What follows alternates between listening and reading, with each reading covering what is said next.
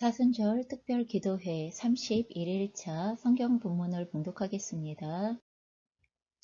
본문은 마태복음 25장 31절로 46절의 말씀입니다. 인자가 자기 영광으로 모든 천사와 함께 올 때에 자기 영광의 보좌에 앉으리니 모든 민족을 그 앞에 모으고 각각 구분하기를 목자가 양과 염소를 구분하는 것 같이 하여 양은 그 오른편에 염소는 왼편에 두리라. 그때에 임금이 그 오른편에 있는 자들에게 이르시되 내 아버지께 복 받을 자들이여 나와 창세로부터 너희를 위하여 예비된 나라를 상속받으라. 내가 줄일 때에 너희가 먹을 것을 주었고 목마를 때에 마시게 하였고 나그네 되었을 때에 영접하였고 헐벗었을 때에 옷을 입혔고 병들었을 때에 돌보았고 옥에 갇혔을 때에 와서 보았느니라. 이에 의인들이 대답하여 이르되 주여 우리가 어느 때에 주께서 줄이신 것을 보고 음식을 대접하였으며 목마르신 것을 보고 마시게 하였나이까.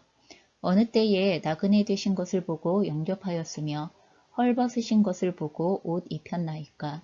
어느 때에 병드신 것이나 옥에 갇히신 것을 보고 가서 배웠나이까 하리니. 임금이 대답하여 이르시되 내가 진실로 너희에게 이르노니 너희가 여기 내 형제 중에 지극히 작은 자 하나에게 한 것이 곧 내게 한 것이니라 하시고 또 왼편에 있는 자들에게 이르시되 저주를 받은 자들아 나를 떠나 마귀와 그 사자들을 위하여 예비된 영원한 불에 들어가라. 내가 줄일 때에 너희가 먹을 것을 주지 아니하였고 목마를 때에 마시게 하지 아니하였고 나그네 되었을 때에 영접하지 아니하였고 헐벗었을 때에 옷 입히지 아니하였고 병들었을 때에와 옥에 갇혔을 때에 돌보지 아니하였느니라 하시니 그들도 대답하여 이르되 주여 우리가 어느 때에 주께서 줄이신 것이나 목마르신 것이나 나그네 되신 것이나 헐벗으신 것이나 병드신 것이나 옥에 갇히신 것을 보고 공양하지 아니하더이까. 이에 임금이 대답하여 이르시되 내가 진실로 너희에게 이르노니 이 지극히 작은 자 하나에게 하지 아니한 것이 곧 내게 하지 아니한 것이니라 하시니라. 그들은 영벌에 의인들은 영생에 들어가리라 하시니라. 아멘. 인자의 심판이라는 제목으로 하나님의 말씀 함께 나누겠습니다. 오늘 저희가 살펴보는 마태복음 25장 31절로 46절의 말씀은 마태복음 25장 전체 가운데 나와 있는 예수님의 비유의 세 가지 가운데 마지막 비유에 해당이 되어집니다. 마태복음 25장에는요 특별히 예수님께서 말씀하시는 세 가지의 비유의 내용이 나오게 되어지는데 이 마태복음 25장에 나오는 세 가지의 비유는 초점이 예수 그리스도께서 이 땅에 오시는 마지막 날에 해당되어지는 주님의 날에 해당이 되어지는 비유에 해당이 되어집니다. 그래서 예수 그리스도께서 다시 오시면은 그때 이루어지는 하나님의 나라, 그때 이루어질 천국에 대한 부분들을 같이 언급하게 되어지는데 그 예수님께서 다시 오실 때에 이루어지게 되어지는 천국에는 누가 들어갈 수 있는가에 관련되어져서 저희가 초점을 맞추어서 보시면 되겠습니다. 25장 첫 번째에 나오는 비유는 저희가 알고 있는 열 처녀의 비유입니다. 이 열 처녀의 비유는 천국은 마치 등을 들고 신랑을 맞으러 나간 열 처녀와 같다라고 시작이 되어지는 비유입니다. 그래서 신랑을 기다리는 10명의 처녀가 그 등에 등불이 꺼지지 않고 신랑을 맞이할 수 있도록 준비하고 있어야 되어짐에 관련되어진 거예요. 그런데 5명의 슬기 있는 처녀들은 그 등에 등불이 꺼지지 않을 수 있도록 기름을 지속적으로 넉넉하게 준비하고 있고 5명의 처녀들은 기름이 떨어져서 그 신랑이 오게 되어지는 순간에 신랑을 맞이할 수 없는 상태가 되어진 미련한 5처녀로 이렇게 기록이 되어져 있습니다. 그러면서 이 비유가 끝날 때 뭐라고 이야기를 하고 있냐 하면 그런즉 깨어있으라 너희는 그 날과 그 때를 알지 못하느니라 라고 이렇게 표현이 되어져 있습니다. 다시 말해서 이 첫 번째 마태복음 25장의 첫 번째 비유는 예수 그리스도께서 이 땅에 다시 오시겠다는 재림의 약속이 있지만 그 재림의 약속이 언제 이루어지는 것인가에 대하여서는 누구도 알 수 없다는 것입니다. 그래서 그날과 그때를 알지 못하기 때문에 그렇기 때문에 필요한 게 무엇이냐 하면 지속적으로 깨어있음이 필요하다고 이렇게 말씀하시는 것입니다. 항상 깨어있어야 한다. 그 항상 깨어있어야 하는 이 삶에 대하여서 이 비유 안에서 우리에게 알려주시는 것이 무엇이냐 하면 기름 파는 자에게 가서 기름을 구하여라. 등불이 꺼지지 않도록 하여라. 다시 말하여서 예수 그리스도의 다시 오심을 기다리는 그리스도인 한 사람 한 사람의 개개인의 주님을 기다리는 영성이 관련되어진 부분들을 언급하는 거예요. 성령께서 우리 가운데 함께 거하시고 우리 안에 충만히 임하여 계시고 우리를 인도하고 계시는 일들이 지속적으로 이루어져야 한다는 것을 언급하고 있는 것입니다. 그래서 우리가 성령의 충만함에 대하여서 언제는 충만해야 되고 언제는 충만하지 않아도 되고 이런 문제가 아니라는 것입니다. 저희로 하여금 구원의 삶을 유지할 수 있게 하시는 것은 성령의 충만함입니다. 날마다 성령의 충만함 가운데 거하고 그 성령 하나님을 따라가는 삶만이 그것이 우리로 하여금 깨어있는 삶을 유지하게 할 수 있는 길이기 때문에 저희가 날마다 성령의 충만함을 하나님 아버지께 구하셔야 된다는 거예요.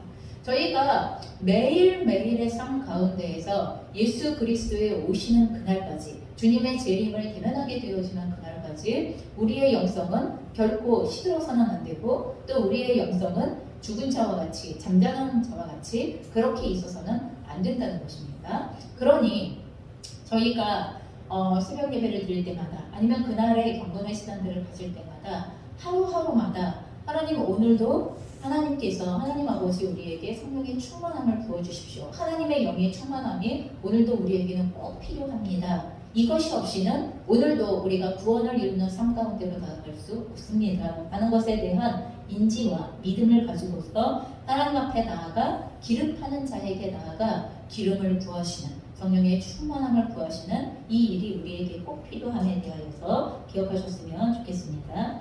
두 번째 비유의 내용은 14절에 나오는데 어떤 사람이 타국에 갈 때 그 종들을 불러 자기 소유를 맡긴 것 같다라고 이야기하면서 예수 그리스도의 재림의 날까지 그 주인이 우리에게 자기의 소유를 맡겨놓은 것과 같은 삶을 우리가 살아가야 한다라는 게 주님의 재림이 올 때까지 이 땅 가운데서 살아가야 하는 하나님의 자녀들의 삶의 모습이어야 한다는 것을 이야기한다는 것입니다.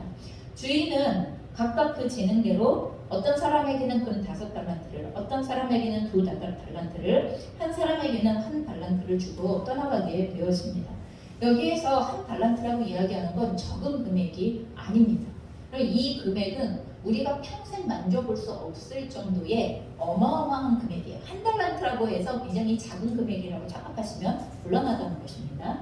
그럼에도 불구하고 중요한 것은 이 비유가 우리에게 요구하는 것은 주님이 다시 오시는 날까지 우리에게 자기의 소유를 맡겨놓으신 그 주님의 소유를 관리하는 청지기 그리고 우리에게 그 소유를 맡겨놓으신 주님께서 그 소유를 우리에게 맡기시면서 기대하셨던 초점 그럼 그것은 무엇이냐 하면 그 소유를 가지고서 청지기를 그 주인을 위하여서 열심히 일을 해야 하는 것이죠. 그 달란트를 가지고 필요한 일을 하라는 것입니다. 맡긴 소명의 일들을 하라는 것이고 그리고 그것을 가지고 결과를 거두라고 우리에게 말씀하시는 것입니다.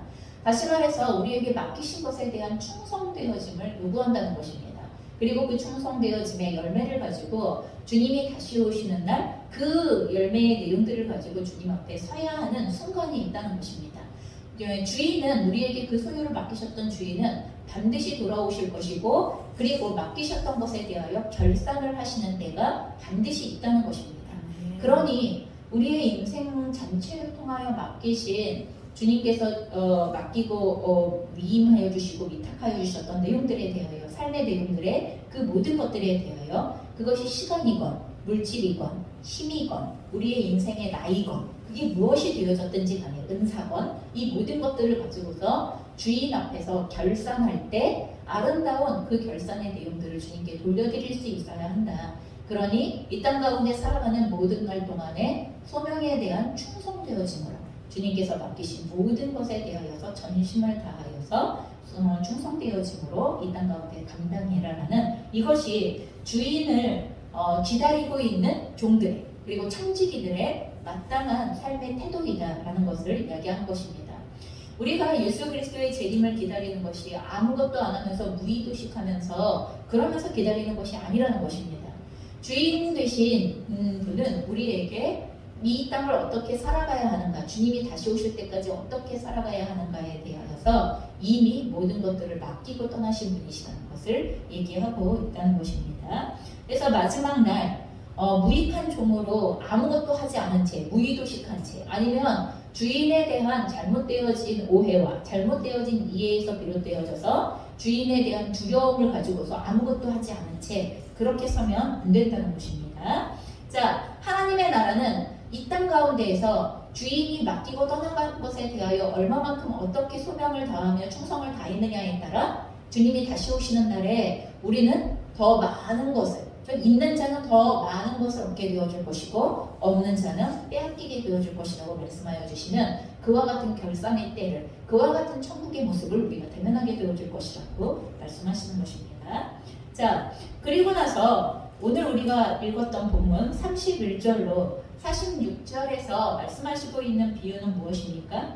인자가 자기 영광으로 모든 천사와 함께 올 때 자기 영광의 보좌에 앉으리니 그 보좌는 심판의 보좌입니다.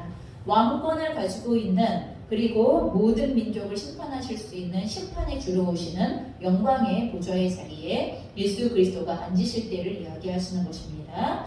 그때에는 모든 민족에 대한 심판의 권한을 사용하신다고 말씀하십니다. 그래서 그 심판의 내용에 대하여 무엇이라고 이야기하고 있냐 하면 내가 줄일 때에 너희가 어떻게 했느냐라는 것을 가지고 말씀하시죠. 내가 줄일 때에 먹을 것을 주고 헐벗었을 때에 입히고 어려울 때에 돕고 하는 이 주님께 한 모습. 그런데 정작 주님께서 양이라고 심판하시는, 천국에 들어가라고 영생을 주시는 부류에 해당되어지는 사람들도, 아니면 우리가 언제 주님께 그렇게 하지 않았습니까? 라고 이렇게 말하는 사람들도, 중요한 건 예수님께 언제 우리가 그렇게 했습니까? 라고 말할 정도로 우리는 예수님께 그렇게 한 기억이 없습니다. 이렇게 양쪽 다 이야기한다는 것입니다.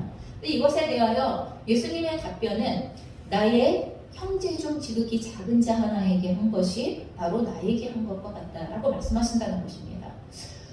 예수님께서 자기의 영광으로 모든 천사와 함께 와서 자기의 영광의 보좌에 앉아 심판을 하시게 되어질 때 그 심판의 구체적인 내용이 무엇이 되어질 것인가 라는 것은 바로 예수 그리스도의 몸된 형제, 자매들, 지체들, 그리고 그 가운데서도 가장 작고 보잘것없다고 여겨지는 그들을 어떻게 사랑으로 섬겼는가, 그들에 대하여서 어떻게 사랑이 구체적으로 흘러가는 삶으로 섬겼는가 하는 이것을 근거로 해서 심판하신다는 말입니다. 이 말을 들을 때 저희가 착각하시면 안 됩니다. 그래서 구원을 행위로 얻는다는 것입니까? 이렇게 물어보시면 안 된다는 거예요. 이 말은 무엇을 말씀하시고자 하시는 거냐 하면, 여러분 반드시 야고보서가 뭐라고 그랬습니까? 믿음은 행함이 따른다고.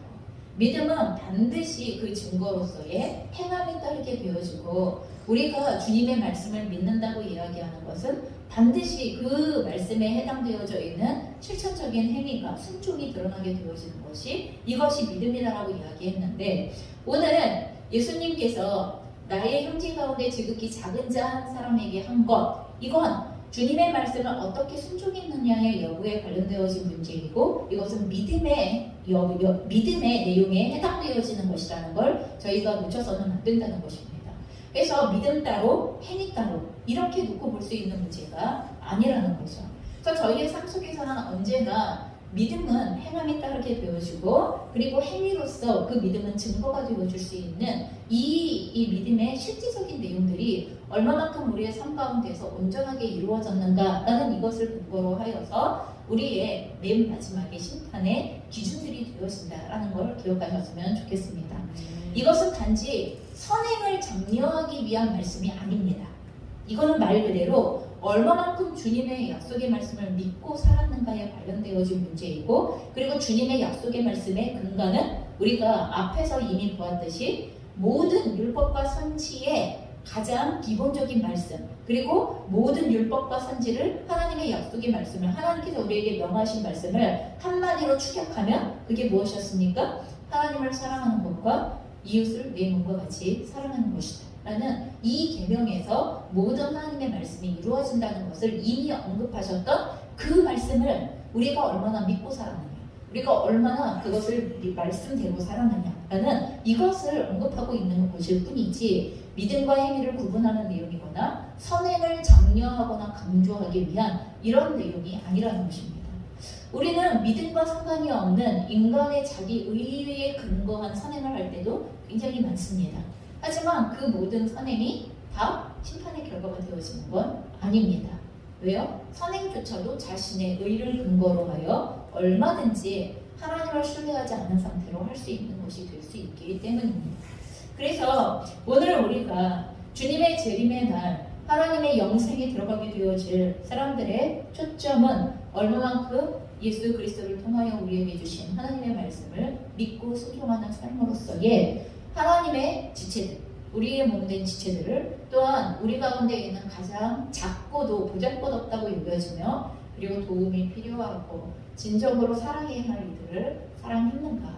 사랑할 만한 사람이기 때문에 한 것이 아니라 우리가 다시 돌려받을 수 없는 내용인 줄 알면도 불구하고 얼마나 우리에게 맡기신 사람들에 대하여서 사랑했는가 하는 이것이 초점이 되어진다는 것을 말씀하시고 있는 것입니다. 그래서 여러분 이것은 세상의 모든 사람들에 대한 구제를 말하는 게 아니에요. 1차적으로 40절의 말씀에서 이렇게 얘기합니다. 임금이 대답하여 이르시되 내가 진실로 너희에게 이르노니 너희가 여기 내 형제 중에 지극히 작은 자 하나이다. 그럼 이렇게 되어져 있습니다. 내 형제 중에라고 이렇게 되어져 있습니다. 이건 무조건 모든 사람에 대한 구제를 언급하는 거 물론 하면 좋겠죠. 하면 좋겠지만 언제나 선행을 이야기할 때 성경에서는요. 가까운 자로부터의 이야기를 합니다.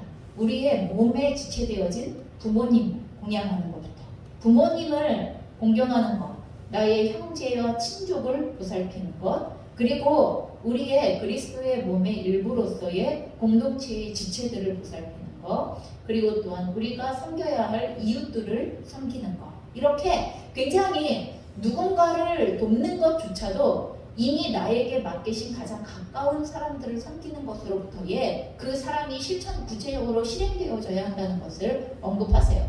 물론 이 말은 멀리 있는 저 바다 건너 아니면 비행기 타고 갈 선교지에 있는 사람들을 구제하지 않아도 돼 아니면 섬기지 않아도 돼 이런 말을 하는 것은 아닙니다.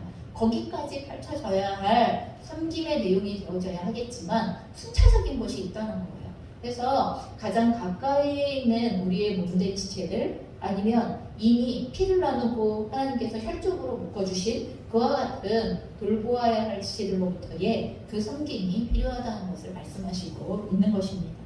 자, 이렇게 하여서 마태복음 25장 전체의 비유가 주님이 다시 오시는 날을 대비한 천국 백성으로서의 우리의 거룩한 성령의 기름 부으심이 제한되어지지 아니하고 날마다 주님을 기다리는 삶으로서의 경건의 능력이 지속되어져야 한다는 것, 그리고 그 경건의 능력의 구체적인 내용이 바로 주님께서 우리에게 위임하신 청지기로서의 감당해야 할 모든 충성해야 할 영역들에 대하여서 올바른 충성을 통하여서 열매를 남겨야 한다는 것, 그리고 또한 그 구체적인 내용이 어떻게 우리에게 맡기신 지극히 작은 이들을 주님을 대하듯이 주님을 대하듯이 대함으로 사랑할 것인가 이에 관련되어진 문제로서 우리가 심판의 그 실제적인 내용 앞에 서게 되어진다는 것, 이게 천국 백성으로서 주님이 다시 오시는 날 우리가 대면하게 되어질 영원한 영생을 대면할 하나님의 자녀들의 모습이라는 것을